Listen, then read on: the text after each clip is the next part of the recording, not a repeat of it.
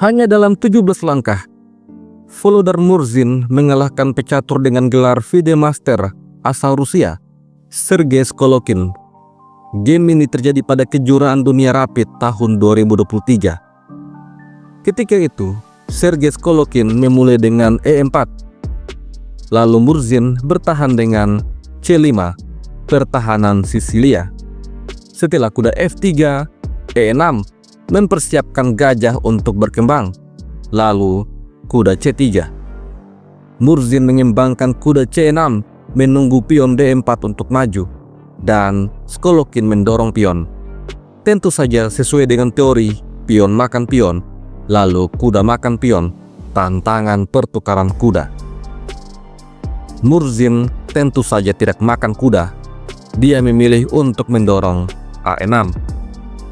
Selain mencegah perwira-perwira putih untuk menyerang, langkah ini juga persiapan untuk mendorong B5. Sergei Skolokin kemudian mengeluarkan gajah ke petak E3, lalu Murzin menempatkan menteri di petak C7. Kemudian A3 dimainkan. Setelah itu, Murzin mendorong B5.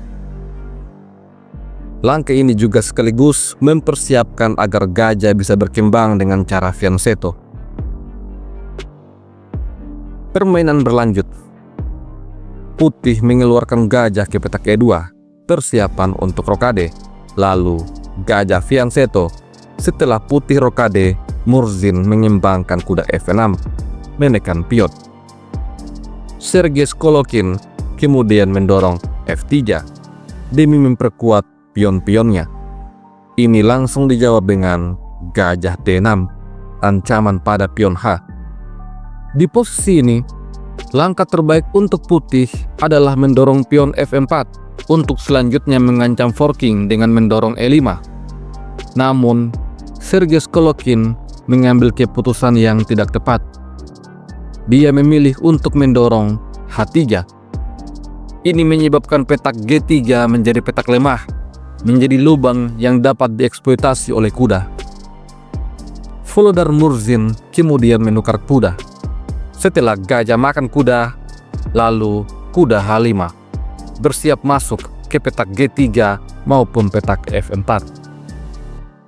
Oleh karena itu, Sergei Skolokin memundurkan gajahnya ke petak F2 demi menjaga petak G3. Volodar Murzin merespon dengan rokade, mengamankan rajanya. Selanjutnya, putih membawa menteri ke petak D3. Persiapan untuk menempatkan benteng di petak D1.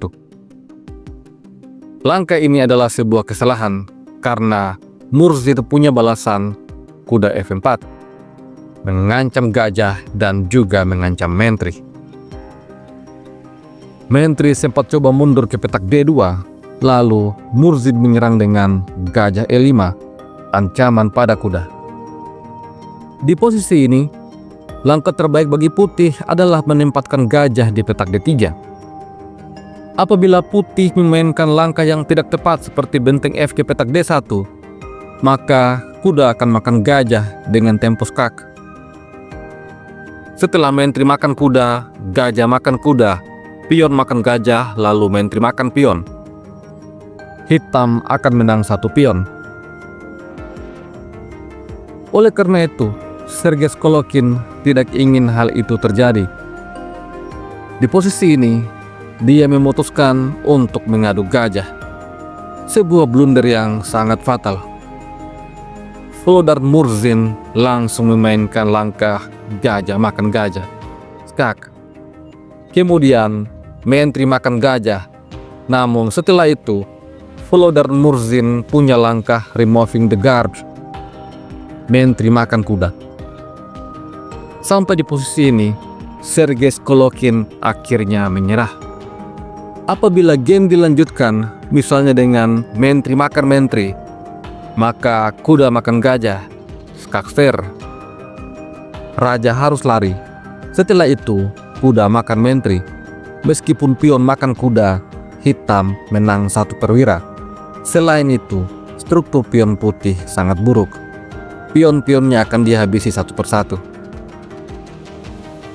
Dan kalaupun pion makan menteri, maka kuda tetap makan gajah. Lagi-lagi, putih terkena skakster. Kalau raja lari, maka kuda makan menteri. Meskipun pion makan kuda dan struktur pion putih cukup bagus, hitam tetap unggul 1 perwira.